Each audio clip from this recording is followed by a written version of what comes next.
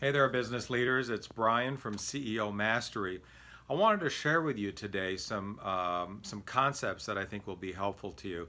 I'm always looking for ways to help you see your business and yourself differently, because that's where different actions and different results come from. So, one way to see your business is as something that you are preparing to sell.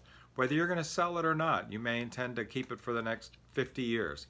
That's all right. The idea is if you if you run it as though you're going to sell it, it's going to cause you to run it exceptionally well.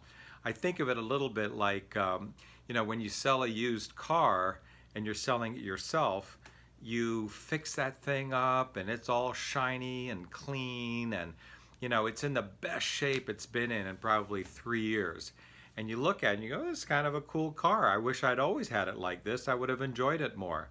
So it's the same kind of thing. Why not have your business be attractive to an outside buyer, because so that you can enjoy it in that pristine condition, right? But our standards for ourselves are lower, so we don't rise to that standard. Let's rise to the standard of putting it on the market and attracting people to it. Okay, so that's a way to look at it. Raise your standards. And the two things that you can do is, one is get yourself out of the middle, and two is generate sustained profitable growth. And the reason those are important, certainly the benefit is great, but for buyers it's important because buyers pay for profit. I mean, an asset is worth what it'll earn. A company is worth what it will earn. If it can't earn anything, it's not worth that much. But you're basically, when you're investing in a company, you're buying a stream of payments. Just like if you buy a treasury bill, it's a stream of payments.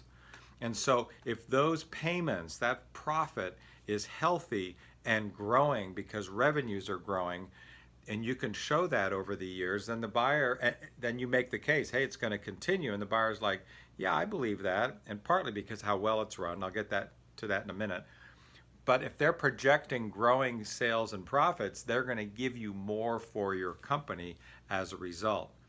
And how do you do that? Well, you run your company more systematically, more professionally, like a bigger company, not like a small entrepreneurial company where everything goes through the owner and the owner is doing all the jobs because the team is not quite an A team and the processes aren't defined and repeatable, and there's really no good strategy, so you get beat up on price all the time, and the values are not clear and live, so you got all kinds of undercurrents of disagreement and weird behavior in your company.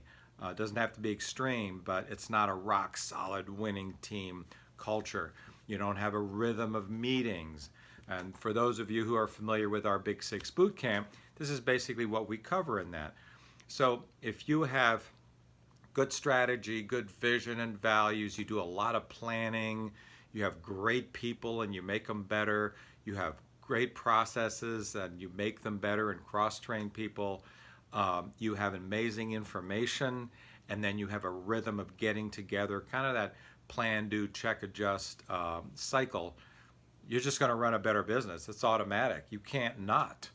It's like guaranteed. It's just guaranteed. It's like if you go out and run a mile every day or an extra mile every week, you're going to be able to run 10 miles. It's just how it works. So when you do that, though, what you're doing is you're removing yourself from the middle. You're creating a strategy so people know where the company is going and how it's getting there. You're doing planning so everybody's committing to something. You're getting good information so people can check against their plans. They're holding themselves accountable. And you have an A team. You're hiring great people. You're developing the weak ones or letting them go.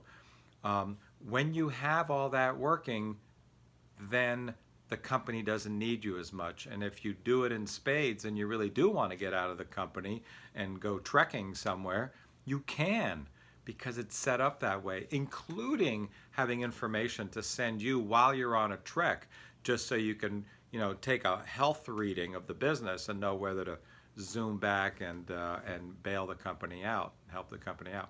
So that kind of company where you can extract the owner, it runs independently like a well-oiled machine, that is a valuable company to buyers.